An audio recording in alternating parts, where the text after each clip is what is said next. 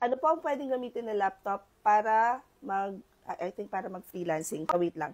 Pag-usapan natin yung tungkol sa laptop, pero dahil naglilinis ako, sinabay ko talaga yung paglilinis at pag-create ng film. Okay.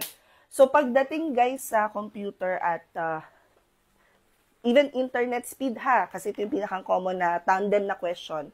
Pagdating sa computer at internet, nakadepende yan sa two things. One, magkano yung budget mo, and then two, magkano yung, or ano yung role mo as a freelancer.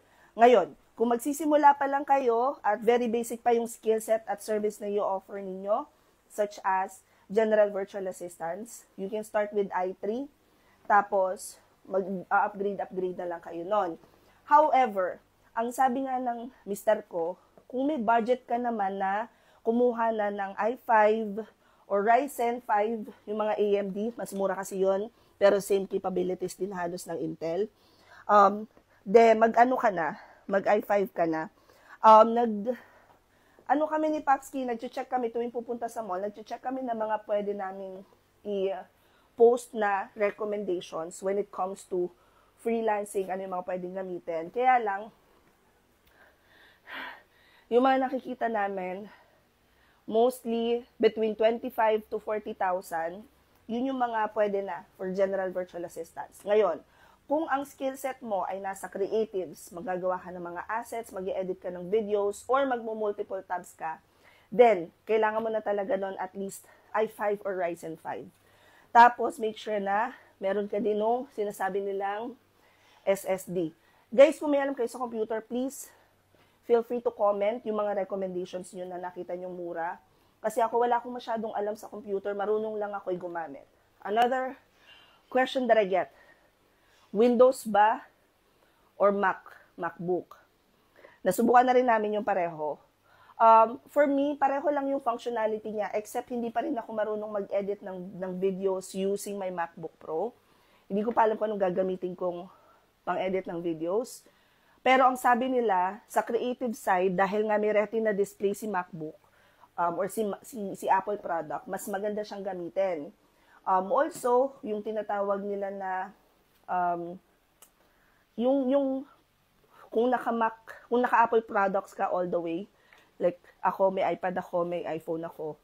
So, yun, effective siya for me, kasi halimbawa, pwede kong i-copy sa phone ko, tapos ipipaste ko sa computer, mga ganong bagay. Pero at the end of the day kasi, MacBook is still overpriced for me. Yung functionality na nagagawa ko sa MacBook ko, yun pa rin yung nagagawa ko doon sa Windows ko, and mas mura yung Predator ko kaysa doon sa MacBook ko. So you have to ask yourself muna, if you're choosing the right equipment to use, ano nga ba yung service na i-offer mo?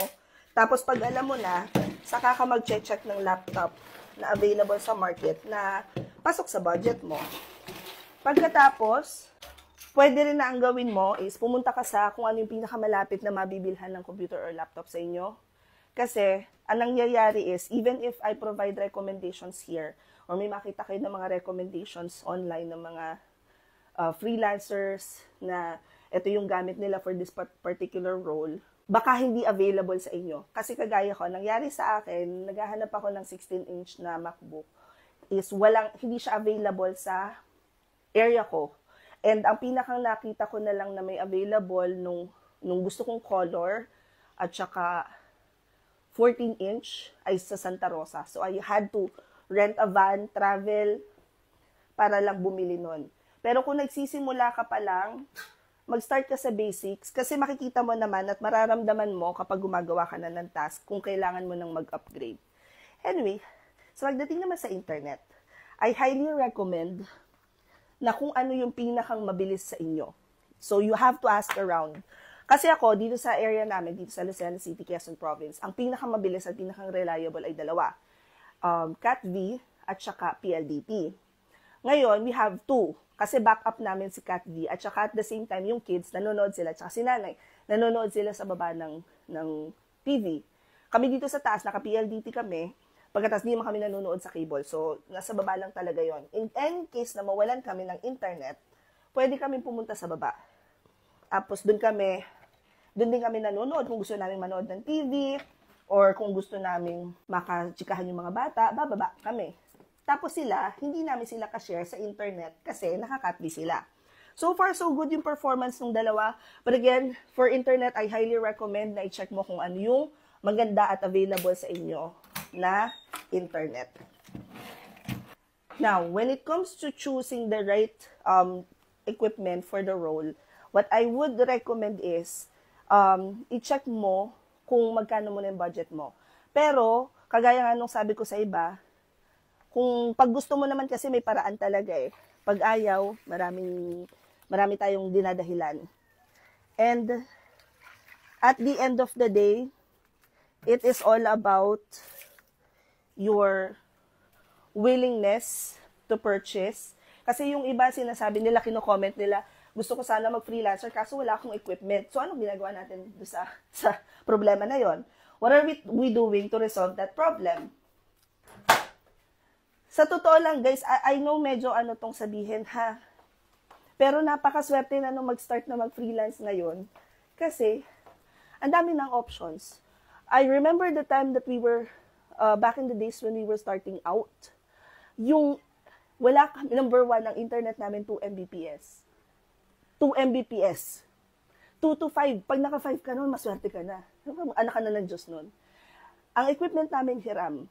Because, nung unang panahon, ang credit limit lang is up to 20,000, 25,000. Pagkatapos, hindi pa ganun karami yung nagbebenta ng murang computer or laptop. Nung time na yun, mga, I'd say 20,000, 30,000, hirap makahanap nun. Ngayon, meron ng home credit, meron ng credit limit na napalo ng 200K, 300K, 500K, even a million. So, you just have to really find a way para makabili ng equipment kung gusto mo talaga. Again, it all boils down sa kung gusto mo talaga.